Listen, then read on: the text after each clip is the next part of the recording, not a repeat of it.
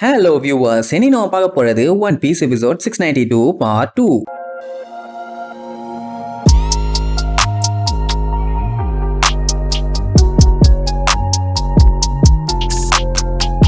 Open பண்ணா அந்த smile ஃபேக்டரியா தான் காட்டுறாங்க. உள்ளுக்குள்ள கலவரம் அப்படியே தீயா வெடிச்சுக்கிட்டு இருக்குது. டோஃப்ளமிங்கோட ஆளுங்க அந்த லிட்டில் பீப்புள்ஸை கண்ணா பின்னான்னு சுட ட்ரை பண்ணுவானுங்க. ஆனா அவங்களோட வேகம் தான் நமக்கு நல்லா தெரியுமே. சும்மா மின்னல் வேகத்துல வெறும் ஸ்பூனை வச்சே எல்லாத்தையும் பொலன்னு காட்டிக்கிட்டு இருப்பாங்க. மொத்தத்துல அவங்களால கண்ட்ரோலே பண்ண முடியல. பட் அப்படியே விட்டா அது பெரிய பஞ்சாயத்து. அதனால கேப் போடாம சுட்டுக்கிட்டே இருப்போம். அப்படியே ஒரு புல்லட்ல மாட்டி மல்லாக்க மலர்ந்துருவாங்கல்ல, அப்போ பொலந்துடலான்னு சுட போவானுங்க. பார்த்தா கையில கண்ணை காணும், புடுங்கியாச்சு. அதுக்கப்புறம் பொட்டனிலேயே ஒரு மிதி தெரிச்சிருவாங்க. என்ன ஆனாலும் சரி, உங்களை மாதிரி கெட்டவங்களோட புல்லட்ல எல்லாம் நாங்கெல்லாம் சிக்க மாட்டோம்டா விளக்கண்ணுகளான்னு அடி ஒன்னொன்னு இடிதான். சொல்ல போனா இன்னுமே மொத்த கூட்டமும் இறங்கி சண்டை போடல, வெறும் ஒரு 3 பேர் தான் அடிச்சுக்கிட்டு இருக்க மாதிரி இருக்குது. அப்படி காட்டுன்னு காட்டின உடனே ஒரு பன்னி முக்கிய இவங்களை போட்டு சாட்டையில அடிச்சு ஏமாத்திட்டு இருந்தால, அவன் மறுபடியும் அவங்க கிட்ட என்னப்பா இப்படி பண்ணிட்டீங்க அப்படின்னா, உங்களுக்கு உங்க பிரின்சஸ பத்தி கவலையே இல்லையா, தப்பு பண்ணிட்டீங்களே என்ன ஒண்ணு. இவ்வளவு நேரம் அட்டூழியம் பண்ணிட்டு இருந்த அவங்க கூட்டமே ஸ்டாப் ஆகி அப்படியே ஷாக் ஆயிருவாங்க. இப்ப நீங்க இந்த மாதிரி எதிர்த்து சண்டை போட்டு இந்த இடத்தை விட்டு போகலாம். அப்படி போயிட்டீங்கன்னா உங்களோட குயின் மன்ஷேரியா யாரு கியூர் பண்ணுவா? கடைசி வரைக்கும் அவங்க கஷ்டம் தான் படணும்னு உடனே ஐயோ நம்ம அவசரப்பட்டு தப்பு பண்ணிட்டோம்னு பயப்பட ஆரம்பிச்சிருவாங்க.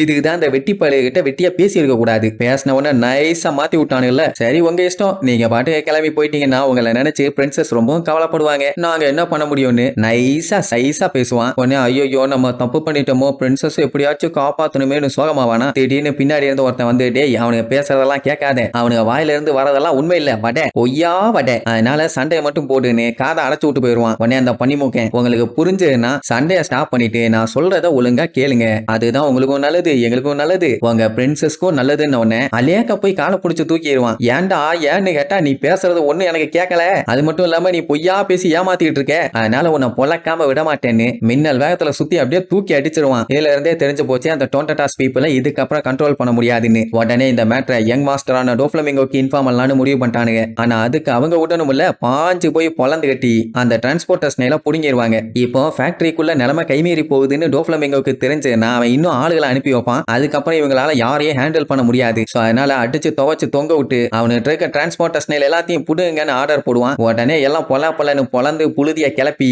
எல்லா ஸ்னேலையும் ஆட்டைய போட்டுருவாங்க. இனி அடுத்தது இவங்க டோரை ஓபன் பண்ணி ஒண்ணும். சோ அதுக்கான வேலையை வேற லெவல்ல வெறித்தனமா பார்க்க ஆரம்பிச்சிருவாங்க. அதே நேரம் அந்த கெல்ட் பைலுக்கு பிரின்சஸ்க்கு எந்த ஒரு பிரச்சனையும் இல்ல, அவங்க நல்லா தான் இருக்காங்கிற மேட்டர் தெரிஞ்ச உடனே பையன் பயங்கரமா ஷாக் ஆயிருவான். ஏன்னா அந்த மேட்டர் சொல்லி தானே இத்தனை வருஷமா ஏமாத்திட்டாங்க. சரி இப்ப பிரின்சஸ் எங்கன்னு கேட்டா அதுதான் தெரியல. இவங்க எல்லாருமே ஸ்பிளிட் ஆகி போய் அவங்கள தேடணும். உடனே ஏன்டா வெயிட் பண்றீங்கன்னு அந்த கெல்ட் போய் அடிச்சு பிச்சுக்கிட்டு ஓடுவான். ஏன்னா இவ்வளவு நாளா அவங்க பொய் சொல்லி பிரின்சஸ்க்கு உடம்பு சரியில்லைன்னு தனியா பிரிச்சு வச்சிருந்தாங்க. ஆனா இப்போ அது பொய்ன்னு தெரிஞ்சு போச்சு. அப்படின்னா அவ தனியா தான் இருக்கான்னு அர்த்தம். தனியா இருக்கிறான்னா அவ எந்த அளவுக்கு ஃபீல் பண்ணிருப்பா. அதனால நான் அவளை காப்பாத்தாம விடவே மாட்டே. அவ என் பேரை சொல்லி அழுகிற சூண்டு எனக்கு கேக்குதுடா, கேக்குது, நான் காப்பாத்துவேன்னு அந்த மௌஜிங்கிறவரு அடிச்சு புரண்டு ஓடிட்டு இருப்பாரு. அந்த டைமுங்கும் போது ஏகப்பட்ட பேர் வந்து அவரை பிடிச்சி இழுப்பானுங்க. ஆனா எல்லாத்தையும் தரன்னு படியில இழுத்துட்டு போய் மேல இருந்து கீழே தள்ளி விட்டுருவாரு. அவனுங்க கீழே போய் அடிச்சு திருவானுங்க. அப்படி அவசரமா பிரின்சஸை காப்பாத்த போகும்போது கூட செம்மையா காமெடி பண்ணுவானுங்க. என்னன்னா போர்ட்ல மேல என்ன போட்டிருக்கோ அதை பார்த்துதான் இவனுங்க ஃபாலோ பண்ணி போவானுங்க. நல்லவேளை அந்த பெரியவர் அதை பார்க்கல, அதனால அவர் பாட்டுக்கு ஸ்ட்ரெயிட்டா போவாரு. அப்படி போகும்போது தான் ஒரு பெரிய டோர்ல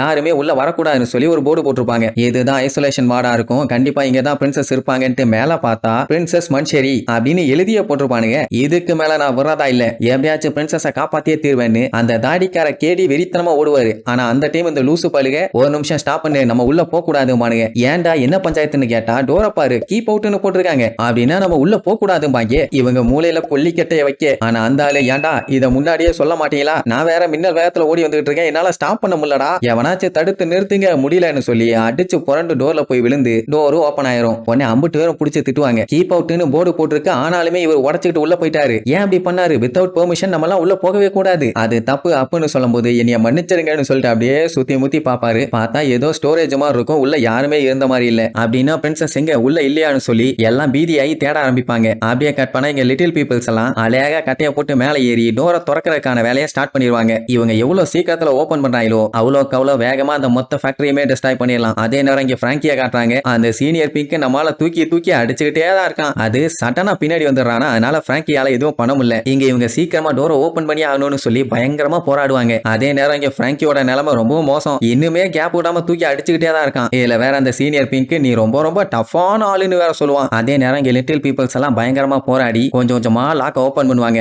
அப்போங்கும்போது நம்ம பிராங்கியோட காதுக்கு ஏதோ ஒரு சவுண்ட் ஒண்ணு கேட்கும். ஆக்சுவலா நேச்சராவே பிராங்கிக்கு காது நல்லா கேட்கும். அதனால அவன் என்ன பண்ணுவான், நீச்சல் அடிக்கிற நீர் யானைன்னு அவனை கூப்பிட்டு, இது உனக்கு தேவையில்லாத வேலை தான், பட் இருந்தாலும் இப்ப இருக்க நிலைமைக்கு உங்ககிட்ட சொன்னாதான் கரெக்டா இருக்கும்னு அங்க பேக் ஸ்ட்ரீட்ல ரைட் சைட்ல ஒரு வீக்கான கிரானி பாவம் நடக்க முடியாம கஷ்டப்பட்டுட்டு இருக்காங்க. நீ கொஞ்சம் ஹெல்ப் பண்ணேம்பா. அதை கேட்டுட்டு ஓ மை காட், கேட்கும் போதே கஷ்டமா இருக்குன்னு சொல்லிட்டு பிராங்கியை விட்டுட்டு நீந்தி அங்க போயிருவான். அட சண்டால பயல, இவ்வளவு மொக்க பீஸாடா நீ. சரி, இப்ப பிராங்கி ஃப்ரீ ஆயிட்டான். அதே நேரம் உள்ளுக்குள்ள அந்த வீல திருப்பினா போதும் டோர் ஓபன் ஆயிரும். ஒரு சைடு டோரை பிரிச்சு விட்டுட்டு இருப்பாங்க, ஒரு சைடு அந்த வீல திருப்பிட்டு இருப்பாங்க. இப்படி ஆளாளுக்கு கஷ்டப்பட்டு டோரை ஓபன் பண்ண ட்ரை பண்ணும் போதான் கரெக்டா அந்த ஸ்மைல் ஃபேக்டரியோட மேனேஜர் குயின்னு ஒருத்தி அங்க வருவா. இவளுக்கு வெறும் 20 வயசு தான் ஆகுது. ஆனா ஆளு நல்லா பல்கா பெரிய சைஸ்ல இருப்பான். வந்தவன் நீங்க என்ன பண்ணாலும் சரி இந்த இடத்த விட்டு உங்களை நான் தப்பிக்க விடவே மாட்டேன்பா. உடனே அவங்களுக்கு பயங்கரமா ஷாக் ஆகும். ஏன்னா இவ ஃபேக்டரி மேனேஜர்னு அவங்களுக்கு நல்லாவே தெரியும். அவன் நீங்க எல்லாம் அடிமைங்க, சோ ஒழுங்கா போய் ஸ்மைல உருவாக்குற வேலையை மட்டும் பாருங்க, தேவையில்லாத வேலையை பார்க்க கூடாதுன்னு சொல்லிட்டு ஓங்கி அடிப்பான். நிறைய பேர் பேன்னு விழுந்து கிடப்பாங்க. அதுக்கப்புறம் அந்த வேக்கம் டிவைஸை யூஸ் பண்ணி